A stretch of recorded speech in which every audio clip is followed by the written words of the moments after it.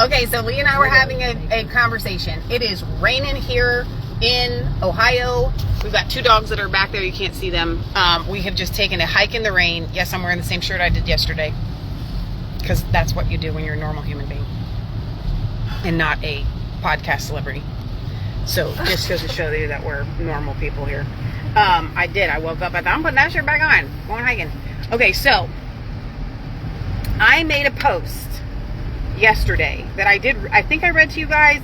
I made it a while ago, and it showed up in my feed again, and I was like, dude, I think that this might be for somebody else that needs to hear this right now. And it's about predatory women that are homewreckers. So I'm going to read this to you real quick. It's not that long. I have known a few homewreckers in my life. All of them are females. Because I grew up seeing so many women who were abused by men, I generally view women as the victim. But Proverbs and Psalms shows us that is most certainly not always the case. Solomon, speaking from much experience, is constantly warning men to stay away from cunning, seductive women. What I woke up thinking about was the lives of the children that these, quote, home-wrecking women had and have no care for whatsoever.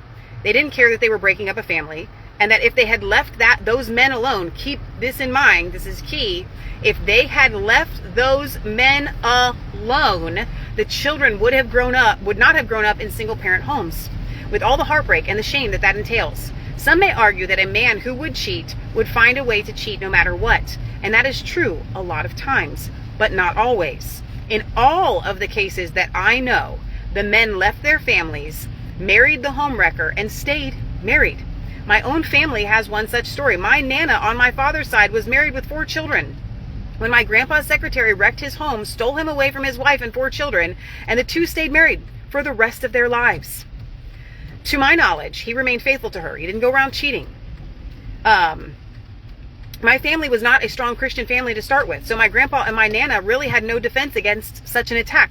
However, I know of other stories, yes, more than one, where such a thing has happened within the church with pastors, leaders, and especially music ministers. I am not married, so this may sound odd coming from someone who isn't, but as someone who is married to Christ, I know that these things could have been prevented by wives and husbands who are aware of these types of dangers and go on the offense against them together. The Bible says in 1 Peter 5:8, be sober, be vigilant, for your adversary the devil walks around as a roaring lion, seeking whom he may devour. You have to put up boundaries in place for each other together, not to confine each other, but to protect out of love. You have to constantly build each other up in your most holy faith, hating the very garment spotted with sin. Homewreckers are out there. They probably don't even know that they are one until the deed is done. But even then, they deceive themselves into thinking that they have liberated that man because he wasn't happy or wasn't with his true love. This is simply not true. And a woman who is a homewrecker or a future homewrecker is simply the weakest type of woman, drawn away by the lust of her own flesh, seeking to please her own will instead of the will of God. As a wife or a husband, the fact should encourage you to see how easily you can go on the offensive to prevent this kind of fire from burning down your house. These, quote, silly women need to be brought to the saving knowledge of Christ, and a powerhouse, godly couple who steps out before any danger can lead such a woman to that before any hint of embers try to ignite. Do not get lax. If this sort of thing can happen to the couples I know, it can happen to anyone. The spouses were in shock in each instance and had no idea their spouse was capable of this kind of atrocity. You must hit the spiritual gym together in the word, prayer, and constant deep open communication, so you will be able to spoil the enemy's plan before it walks through the door. And I said, this is Michelle signing off from the Homewrecker Prevention Club. Join today. Can I get an amen from my married couples who are already doing this, building a moat with no bridge around their home and their family and their marriage, and filling it with floods of water daily? So I made that post 10 years ago. Now, the reason why I wanted to talk about it is because our friend Heather has a phenomenal story, and at some point we're going to get her and her husband on our show to talk about it. And she had made a comment on that post on my personal page sharing her story. And Heather, I would like for you, if you're watching, to take that same comment and put it on the one on the Resistance Chicks page, because Heather's story is a more common one where, you know, I was telling Lee, I was in the car, I was like, most of the people think, like I put in here, a cheater's going to cheat. If the cheater's going to cheat, he's going to cheat, man. If that man going to cheat on you, he just going to cheat. That's actually not true in all cases. It's true in some cases, but it's not true in all cases. So how do you spot the difference? First of all, what is the difference? There's the predatory woman who sees another woman's husband and wants that husband.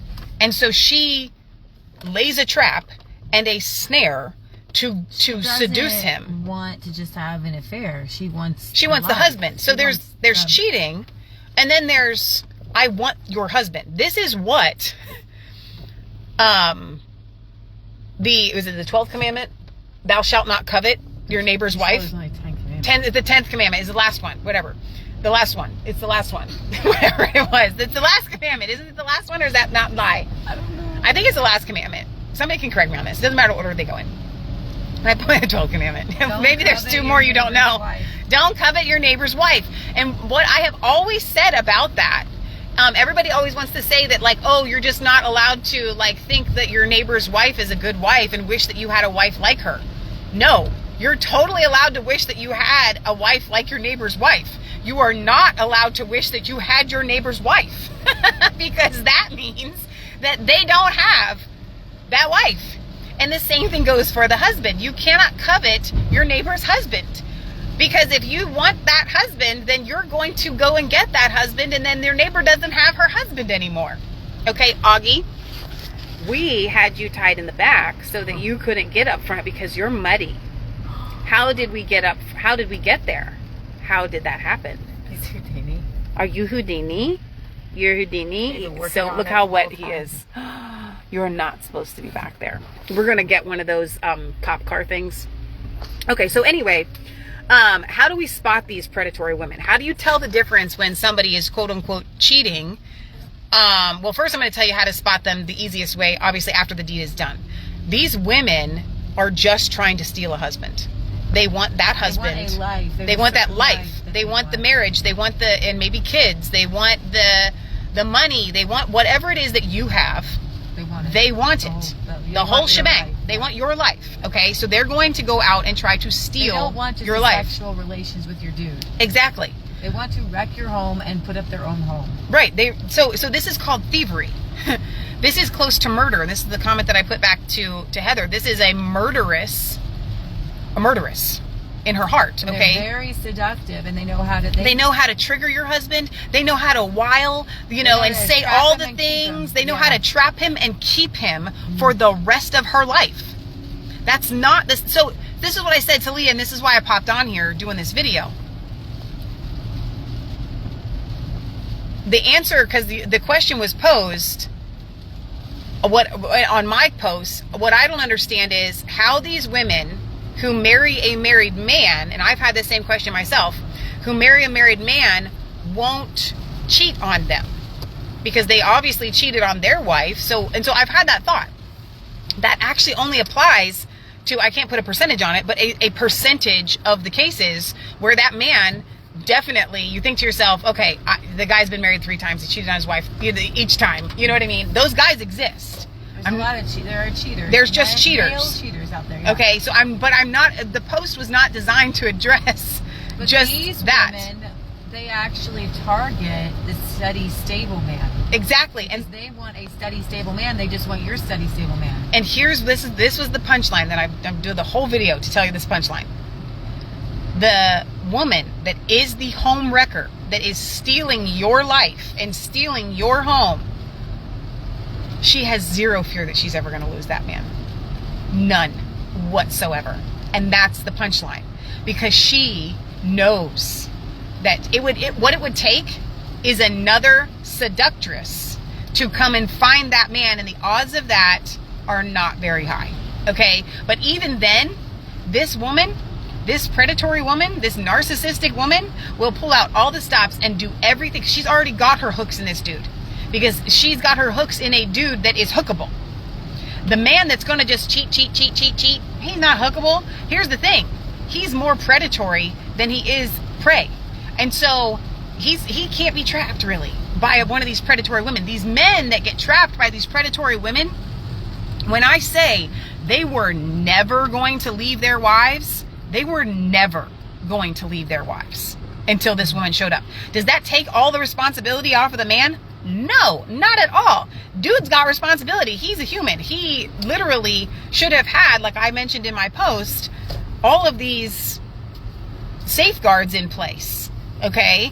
Dude's responsible. I'm not ever going to take away the responsibility, but the fact of the matter remains is if you have a husband that you lost to another woman that calculatingly stole your husband from you, your husband was not going to ever leave you until she came along. If she had never come along, your husband was not going to leave you. Now, that does not apply to every situation. His heart was probably wandering. There was an open door there.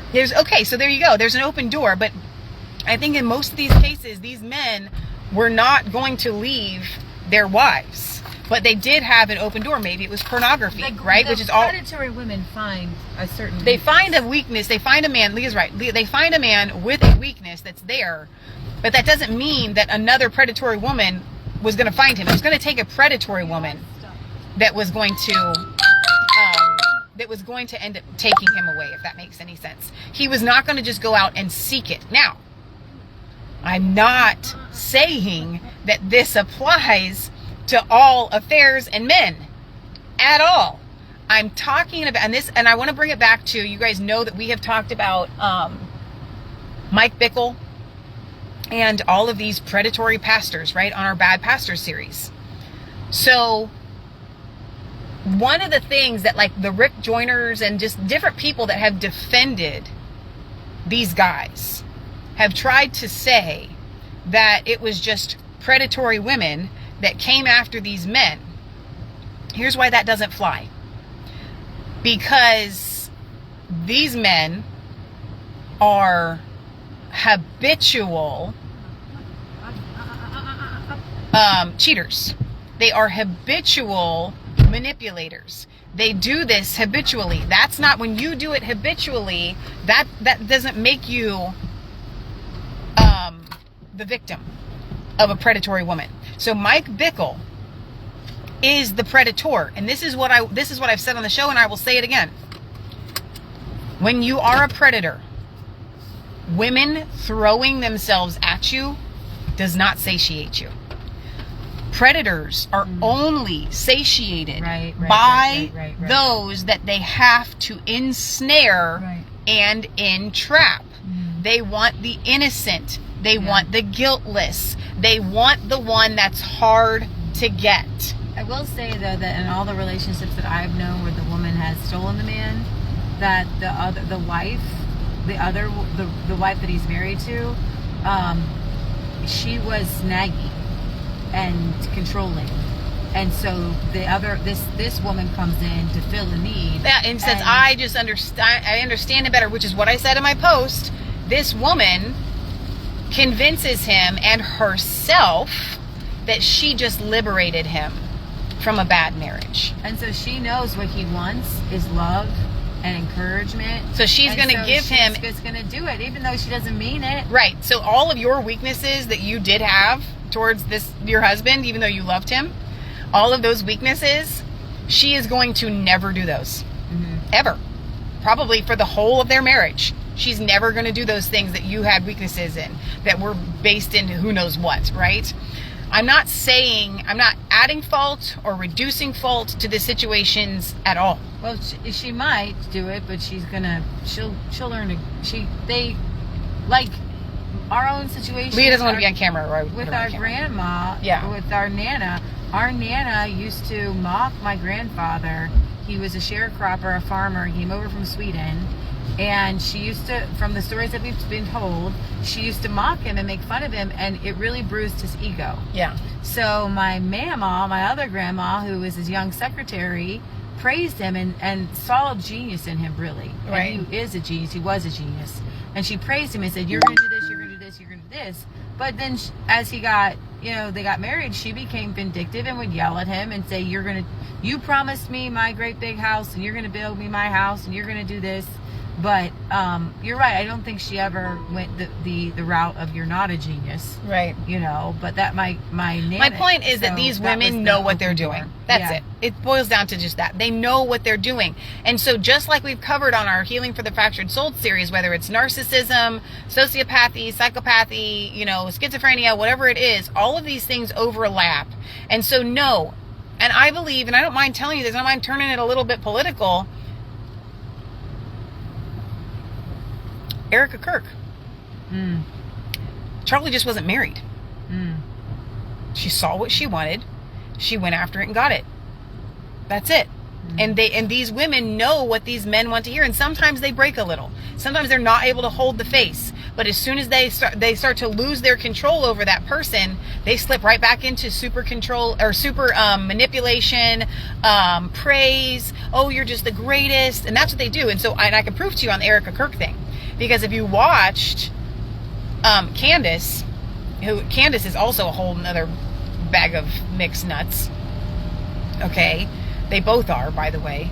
But Candace came out of that meeting with Erica, and she's like, and Erica even told me that the reason why she didn't tell me to stop early on is because she was watching my show and she was actually learning stuff. And I, full stop, went to Leah and I was like, oh, Candace. Erica just played you like a fiddle. This is what Erica did. Erica did it just that same way. Candace, the reason why I didn't tell you to stop in the beginning is because I was watching your show and I was learning things from you. Like, I was learning from you. And all that did was to stroke. Aren't we taking him home? Mm-hmm. Oh, we're not? No. Where are we going to put him? It'll be fine. She said 2 o'clock. She said 3. She said 2. 3:15. Okay. Mm-hmm. Well, anyway. You can finish your video. Erica knows how to play and watch those people. You know, honestly, if I'm going to praise you, it's going to be over something that's legit. Okay, and I will praise you for that. Okay, and you guys know that I do that. I find things in people and I'm like, dude, that's awesome, and I will call it out and I'll praise it all day long, and we should do that. But you got to watch those people that all they do is praise you, and they find the thing that you want to hear. If somebody is always telling you the thing you want to hear, and they don't ever go like, I don't know, I don't think that that's exactly right, watch it. Watch those people. Like, you might be finding yourself around a manipulative narcissist. So how do we spot these predatory women? That's one of the biggest keys. They're always praising you. In the beginning, they make it all about you. Now, this actually applies to the narcissistic predatory men, but today we're talking about the women. But you can apply this to the narcissistic predatory men as well. They will make it all about you, and they will listen to you, and oh really, oh wow, and then it's like, no one has ever understood me like this before. And so that's how these men get drawn in, because their wives, quote unquote, don't understand them like this. And this woman understands you to the point where she can play you like a fiddle, and that's not the kind of understanding that you want. You sure you don't want to be on camera? No, but it's the same thing that men do to women.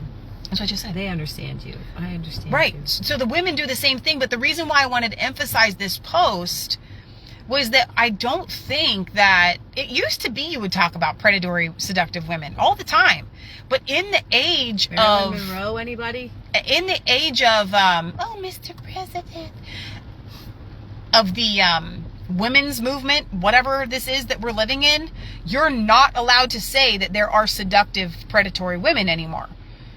So I just wanted to highlight that, because they still exist, and they're still wrecking homes, and they're still seducing men. And so you spot them as a husband. You need to put your guard up. First of all, your guard needs to be like super, super up. You need to be praying with your wife. You need to be reading the Bible with your wife. You need to make sure that if you have a porn addiction, you need to be in help for that. Okay? Like, you need to have a stupid phone, like all those things, right? But at the same time, you need to be able to identify these women that come. And like I saw with this Erica Kirk, the way that she did that JD Vance thing on the back of his head. Oh my God. I was like, she's looking for her another husband. She's just stroking the back of his neck. She's making it. They do that. They touch you. Women don't grab the back of the neck of other men. That's a very intimate. No. don't know. So they are very easy to spot. And here's the thing. For us women, they're really easy for us to spot too. We just stay away from them. They are the women that say this, and be careful. Be careful if you ever hear a woman say this. I just don't know how to have girlfriends, because like every time like I try to be friends with a girl, they just like they don't like me. They get jealous of me, and I don't know why. I've heard them say this. If you have a female out there that says stuff like that, run as far away from that situation and that person as you possibly can. When she says she can just only have guy friends, and maybe you're that person that's watching this and you're like, but I've really only ever been able to have guy friends. That's because you only connect at a certain level.